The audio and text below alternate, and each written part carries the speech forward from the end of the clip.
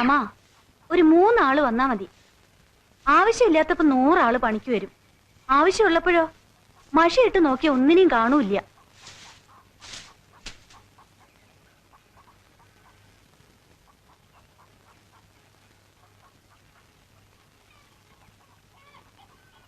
ആരാ? രാജു എണീറ്റില്ലേ?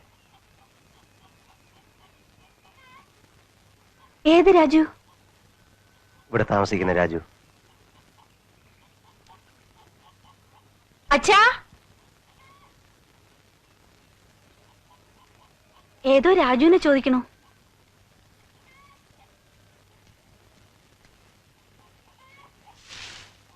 മനസ്സിലായില്ല. രാജു ഇല്ലേ? കുറച്ചു കാലമായി രാജു ഇവിടാണ് താമസം ആരോ പറഞ്ഞു. രാഘവനെ ചോദിക്കണല്ലേ? അതെ അതെ, ഞങ്ങൾ നാട്ടിൽ വിളിക്കണതാ രാജു എന്ന്. അങ്ങനെ പറയൂ. രാഘവന്റെ നാട്ടിൽ നിന്നല്ലേ? വരൂ, അവിടെയാ. ഡോ രാഘവ, എണീറ്റില്ലേടോ? ഒരു വിരുന്നുണ്ട്. ഞാൻ വിളിച്ചോളാം. രാത്രി ഒരേ വർത്താനം പറഞ്ഞ നേരം കുറെ ആയി ഇന്നലെ കിടക്കുമ്പോ. ആ നാഗമ്മയുടെ ഒരു വിവരമില്ല കൊച്ചോട്ടി, 4 ദിവസം എന്ന് പറഞ്ഞു പോയിട്ട്. നെല്ലും കാശും തീർന്നാ വരും. അങ്ങനെയാണല്ലോ അതിന്റെ പതിവ്.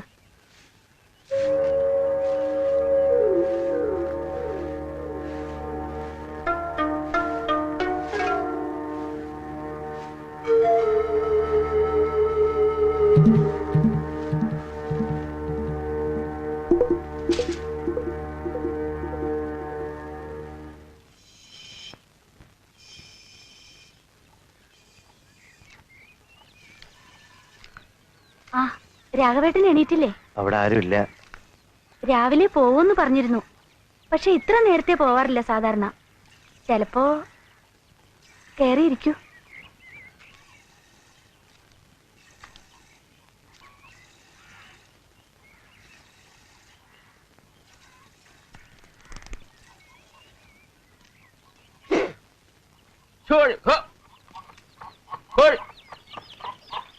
രാഘവനെ കണ്ടില്ലേ?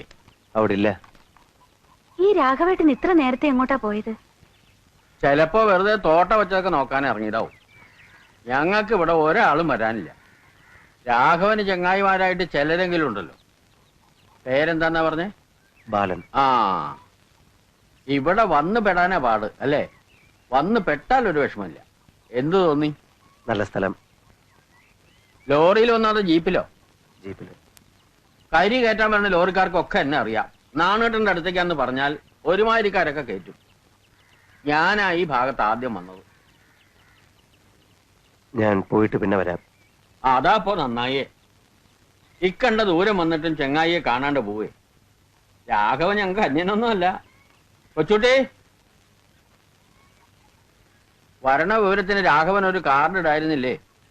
എന്നിട്ട് എന്താച്ചാ വിശേഷം? ആ തപാൽക്കാരൻ ഈ കുന്നു കയറി ഇറങ്ങോ? താഴത്തങ്ങാടിയിൽ കൊടുത്തിട്ട് പോകും, അത്ര തന്നെ. ഇക്കണ്ട ദൂരം നടക്കാൻ അയാൾക്കും കഷ്ടം തന്നെ. അല്ല, ഞങ്ങൾക്ക് ഇവിടെ എഴുത്തും കുത്തൊന്നും വരാനില്ലാന്നും വെച്ചോളൂ. രാഘവന്റെ അടുത്ത് തന്നെ വീട്. ബാലികേറാമല എന്നൊക്കെ പറയണ പോലെ ഒരു സ്ഥലം അല്ലേ ബാല? ആദ്യം വരണവർക്ക് അങ്ങനെ തോന്നൂ. ഓരോ തലയിലെഴുത്തിന്റെ ഫലമായിട്ട് ഓരോരുത്തരും ഇവിടെ വന്നു വിടുന്നു. അല്ലാണ്ട് എന്താ പറയാ? ബാലന്റെ വീടിനൊന്നും പറ്റിയില്ല. എന്റെ വല്ലാത്തൊരു തലയിലെഴുത്ത് തന്നെയായി രാഘവന്റെ. മലവെള്ളം വന്ന് ഒറ്റ രാത്രി കൊണ്ട് വീടും കുടിയും ഒന്നും ഇല്ലാണ്ടാവുക വെച്ചാൽ, വീടും മുതലും ഒക്കെ പിന്നെ ഉണ്ടാക്കാന്ന് വെച്ചോ. അമ്മയും താഴെയുള്ളവരൊക്കെ അങ്ങോട്ട് ഇല്ലാണ്ടായാൽ, പണിസ്ഥലത്തായതുകൊണ്ട് രാഘവൻ രക്ഷപ്പെട്ടു അല്ലേ? അവരെ അച്ഛൻ തോമാസ് നായ്ക്കരെ. ഇപ്പൊ ഈ മലവാരത്തിൽ നിറച്ച ആളായി. ഇവരൊക്കെ ഞാൻ വന്നതിന് ശേഷം സ്ഥലം വാങ്ങിയവരാ. ഞാൻ വന്ന കാലത്ത് ഇവിടുത്തെ താഴ്ത്തങ്ങാടിൽ പകലൂടെ കുറുക്കനും പന്നി ഇറങ്ങും. ഇപ്പൊ ഒരു നേര പീടിക കണ്ടില്ലേ? ചായ വേണോ? വേണ്ട, നമുക്ക് നെല്ലുണക്കാനുണ്ടേ കൊച്ചോട്ടിയെ. നാട്ടില് കൃഷിയുണ്ടോ? ഇപ്പോഴില്ല. നാട്ടിലെ കൂലിച്ചെലവ് കേൾക്കുമ്പോ കൃഷി കൊണ്ട് ഒറ്റ ലാഭം ഉണ്ടാവില്ല. അധ്വാനിച്ചാൽ അതിന്റെ ഫലം ഉണ്ടാവും ഇവിടെ. പക്ഷെ അതിലൊരു താല്പര്യം വേണം. ബാലന്റെ ചങ്ങായിക്ക് വലിയ ഉത്സാഹമൊന്നുമില്ല. പേരിന് സ്ഥലം വാങ്ങേണ്ടെന്നല്ലാതെ ഒന്നും ചെയ്യണില്ല. ഞാൻ ഇടയ്ക്ക് പറയാറുണ്ട്, ഓരോ സമയത്ത് ഓരോ കമ്പാ രാഘവൻ. ഇരിക്കൂട്ടോ.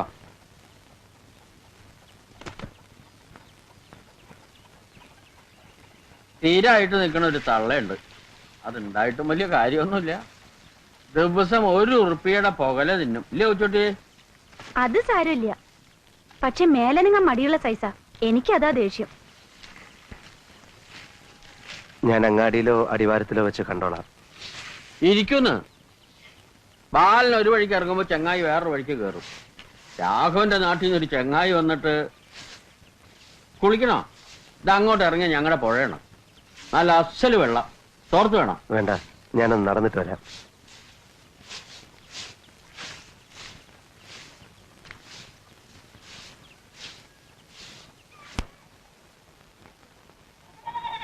നടന്നോ. ഒരു ദിവസം നിങ്ങൾ ആദ്യം പണി തുടങ്ങിയെന്ന് വെച്ച് തെറ്റൊന്നുമില്ല രാമ. ചെല്ലേ.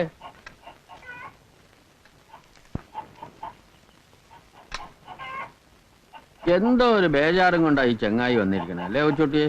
മിണ്ടാട്ടം കുറവാ. അച്ഛൻ വർത്താനം തുടങ്ങിയ പിന്നൊരാൾക്ക് പറയാൻ ഇടയിട്ടിട്ട് വേണ്ടേ?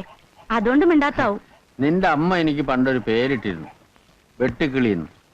എപ്പോഴും വായ കൂട്ടൂല. വായിലെ നാവിന്റെ ബലം കൊണ്ട് തന്നെയല്ലേ അച്ഛന്റെ കൂടെ ഈ കാട്ടുമുക്കിലേക്ക് പോരാൻ അമ്മ സമ്മതിച്ചത്. എന്നും അതെനിക്കൊരു അതിശയാ. അങ്ങനെ അതിശയിക്കൊന്നും വേണ്ട. ചെറുപ്പത്തിൽ എന്നെ കണ്ട എങ്ങനെ ഇരുന്നു? അമ്മ മോഹിച്ചേ തെറ്റൊന്നുമില്ല. ഓ പിന്നെ കാമദേവന് വയസ്സായാലും ഇങ്ങനെ ഇരിക്കുമല്ലേ?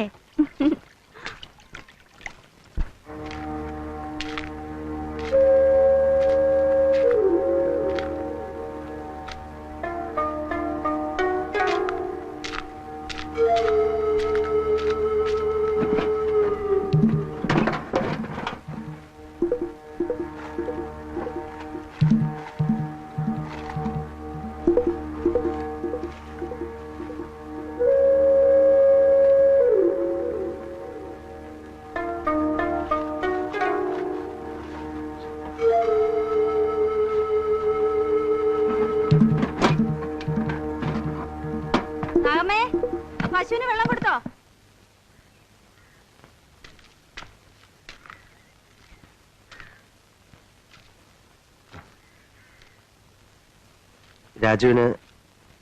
രാഘവന് ഇവിടെ എത്ര സ്ഥലമുണ്ട്?